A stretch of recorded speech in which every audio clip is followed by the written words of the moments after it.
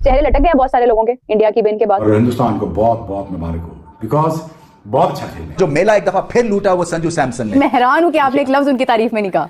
ओ भाई मैं क्यों करूं, इतने अपने रोले बड़े ने नहीं, अपने रोलों में आप दुनिया की क्रिकेट को बनाना इग्नोर करें। इतनी अच्छी कारकर्दगी दिखाई है भारत ने, को तारीफ कर दे, को दिल बड़ा कर ले अपना। क्यों करूं भाई? इंडिया ने बता दिया है कि हम ऐसे ही नंबर 1 नहीं है, कोई वजह है कि दुनिया की टांगे कांपती। ये इंडिया का टॉप का बैट्समैन है, विकेट कीपर बैट्समैन T20 में। बस इसको लॉक कर देना चाहिए कि भाईजान T20 में अब अगर कोई विकेट कीपर होगा वो इंडिया का तो वो संजू सैमसन होगा। इंडिया की टीम ने बहुत ही शानदार जीता है। क्रेडिट ये जो इंडिया को जाता है। संडे आजकल कुछ ज्यादा ही मेहरबान हो चुका हुआ है भारतीय टीम के ऊपर। एक तो संडे अपने लिए मनहूस बना हुआ है। संजू सैमसन तुम चीज क्या हो? बिल्कुल कमाल की, इतनी कमाल की मोहसिन साहब, Sanju Samson highest, one of the finest. मेरा फेवरेट प्लेयरों में से ये एक प्लेयर है। जब ये चलता है ना, कसम से इतना जबरदस्त दिल करता है इस बंदे को देखने का, मजा आता है। मैं आपको सही बता रहा हूँ, टीवी के सामने से हटने का दिल नहीं करता। जिस तरह ये बैकलिफ्ट इस बंदे की है, जिस तरह शॉट्स खेलता है, खुली डुली क्रिकेट खेलता है, जिधर बॉल आती है उधर छक्का मारता है। दोस्तों आज मैं संजू सैमसन की तारीफों के पुल बांधने वाला हूं क्योंकि उन्होंने तारीख की सबसे खूबसूरत 3 इनिंग्स खेली है। क्या टैलेंट है, क्या लाजवाब पोटेंशियल है, और जब ये चलते हैं चमकते हैं तो चांद मान पड़ जाता है। कुछ चीज ही ऐसी है। कई दफा तो मुझे ऐसा भी महसूस होता है कि ग्रेट रोहित शर्मा और संजू सैमसन एक ही फर्मे से निकले हुए 2 खिलाड़ी हैं, 2 चेहरे हैं, क्योंकि बहुत सिमिलैरिटीज है। मगर बैटिंग वाइज देखी जाए उनकी बड़ी बैलेंस टीम है जी, ठीक है ना। जो टीम जिसे कहते हैं वो टीम होती है, अगर ऊपर के नहीं करते तो फिर मिडिल ऑर्डर और नीचे वालों की जिम्मेदारी आती है। और क्योंकि जिस तरह हमने कहा कि प्लेयर्स इनके डेवलप हो के टीम में आए। इंडिया का पहले भी बात की कि स्लाइट एज है इस इवेंट के अंदर। जब टीम सिलेक्शन में इंसाफ होगा ना तो फिर क्रिकेट भी इतनी उम्दा होगी। What a master stroke it was for India. तो ये आपको सीखने वाली चीजें हैं भारत से, इंडिया से आपको अब बहुत कुछ सीखना। अनफॉर्चुनेटली अब सिचुएशन पाकिस्तान की ये हो गई है कि एक जमाने में वो हमसे सीखते थे, बट वो इतने आगे निकल गए हैं। तो पता लग गया कि India is one of the strongest team. इनके सामने मेरे ख्याल में मुझे नहीं लगता कोई टीम ठहर पाएगी, और बनता भी नहीं है यार। उनके पास बॉलिंग पूरी, बैटिंग पूरी। मैं ये कहना चाहूंगा कि अब से जो वर्ल्ड कप हो ना, तो बराए मेहरबानी आईसीसी से गुजारिश है कि वर्ल्ड कप मत करें, इंडिया कप करवाएं। मुझे तो ऐसा लगता है तुक्के में कोई टीम इनको हराएगी तो हराएगी।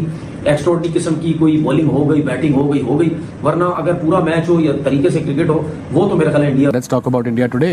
It was a complete performance in every aspect of the game, batting, bowling, field. मैं तो ये चाहूंगी कि ऑब्वियसली साउथ अफ्रीका विन करे, और वो जिस हिसाब से, लेकिन मैं चाहूंगी कि इंडिया जीते और उसके अंदर कमबैक करे, और जिस तरह से जो गलतियां साउथ अफ्रीका के मैच के अंदर इन लोगों ने लास्ट में की हैं, वो वाली वापस से गलतियां इंडिया रिपीट ना करे।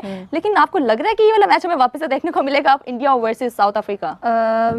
मैं देखिए अभी लेट्स सी, देखते हैं कौन किसका मैच किसके साथ होता है। अभी फिलहाल डिसाइड नहीं हुआ, आज डिसाइडेड है, पता चल जाएगा कि वेस्ट इंडीज जा रहा है आगे कि इंडिया आगे जा रहा है। लेट्स होप कि वेस्ट इंडीज ये मैच जीते। मैंने पहले भी ये बात की कि पिछले 10 साल से या उसके जायद का अरसा हो गया हमें कोई और चैंपियन नजर नहीं आया। मैं चाहती हूँ कि इस दफा वेस्ट इंडीज आगे जाए और वो विन करे। ये टूर्नामेंट बहुत जरूरी है। एक तो उनके बोर्ड को पैसा आएगा, ठीक है, और एक तो जो हमने अनसर्टेनिटी देखी है उनके प्लेयर्स के अंदर, किस तरह से वो बैक ऑफ कर जाते हैं, रिटायरमेंट ले लेते हैं अर्ली ऑन, क्योंकि उनको खेलनी होती है आगे फॉर द लीग क्रिकेट। तो जब उनका बोर्ड स्ट्रांग होगा फाइनेंशियली तौर पर, वो अपने प्लेयर्स को बेहतर तौर पर नरिश कर पाएंगे, बेहतर तौर पर डेवलप कर पाएंगे।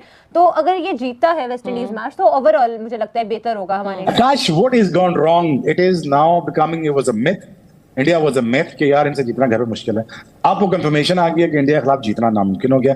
अब बेसिक टीमें ऐसे आ रही हैं कि यार चलो अपना एक दिन का टूरिंग है वो कर लो पूरी, और बाकी तो मैच में हमने हार रहे हैं। क्या ये माइंडसेट बन गया है बाकी टीमों का? एक्चुअली लग रहा है, और आज ना हम यही बात कर रहे थे कि क्या कोई ऐसी टीम है, एक्चुअली कोई वर्ल्ड कप में ऐसी टीम है जो इंडिया के सामने जब आए तो ये सोच के साथ भी आ सकती है कि इसको मारा जा सकता है, कि पहले बैटिंग बाद में बैटिंग, कहीं पे भी किसी भी तरीके से। ये एक्चुअली वो पुरानी वाली मुझे थोड़ी सी ऑस्ट्रेलियन टीम की वो यादें आ रही हैं, जिसमें एक समय था कि कहते थे यार वो तो अच्छे हैं ही, देखो वो तो बेस्ट हैं, तो नंबर 2 पे ही आ जाओ यार, मतलब बेस्ट खेलोगे तो नंबर 2 आओगे, वरना नंबर 3, 4, 5 पे रह जाओगे। तो उस तरीके का, क्योंकि ये गल्फ है यार, आई मीन इतना बड़ा डिफरेंस 2 टीमों के बीच में और सभी टीमों के सामने, I mean that is not possible. ये हमने भाई ना मैंने देखा है ना आपने देखा है कि इतना गैप आ जाए कि सामने वाली टीम कंपीट ही ना कर पाए।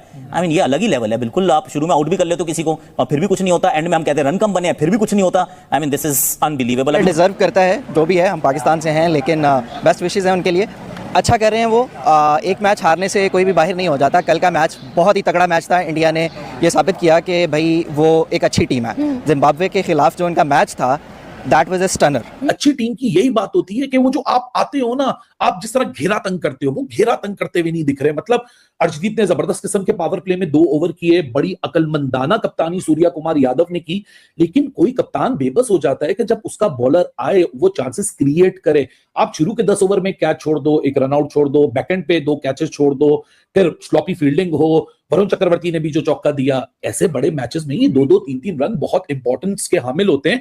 लेकिन अब 196 है, इंडिया के पास बैटिंग है, वेस्ट इंडीज की जो बॉलिंग है, they are playing a very interesting lineup, जहां 3 स्पिन ऑप्शन है, 3 उनके पास पेस और मीडियम पेस ऑप्शन है, विकेट में कोई डीमन मौजूद नहीं है, इंडिया को बैटिंग में कोई प्रॉब्लम नहीं होनी चाहिए। ओए शादाब, ओए नवाज, ए देखो ऑलराउंडर, ये होते हैं ऑलराउंडर, वो तो हालांकि ये प्रॉपर बॉलर आया था, वो कहता है तो वो भी नहीं ऑलराउंडर प्रॉपर, ये प्रॉपर बॉलर आया था, और जो अपने आप को ऑलराउंडर कहते हैं वो इनका ये हाल है। आप देख लें पाकिस्तानी टीम क्या करती है, और उनके जो ससुर हैं वो उनको पता नहीं क्या बना के बैठे हुए, इतना बड़ा ऑलराउंडर बेन स्टोक्स हो गया वहां पे। भाई मैं कहता हूं लोग कह रहे ड्यू, मैं कहता हूं ड्यू भी हो सकते हैं, लेकिन एक प्रेशर भी तो होता है ना यार। 195 चेस करने जा रहे हैं, और आपका अगर ओपनिंग पेयर ना चला, अगर आपका जिसको कहता है ना वो स्टार्ट वैसा ना मिला, तो फिर क्या होगा ये तो आप सबको पता है कि कुछ भी हो सकता है। तो ये जो मैच है ये बहुत डेंजरस किस्म का मैच इसको बन चुका हुआ है। आज इसको कहते हैं इंडिया के लिए जो 12th मैन था वो था शाय होप, 33 बॉलों के ऊपर 32 करके गया, उसके बावजूद 20 ओवर में 195 किया। वेस्ट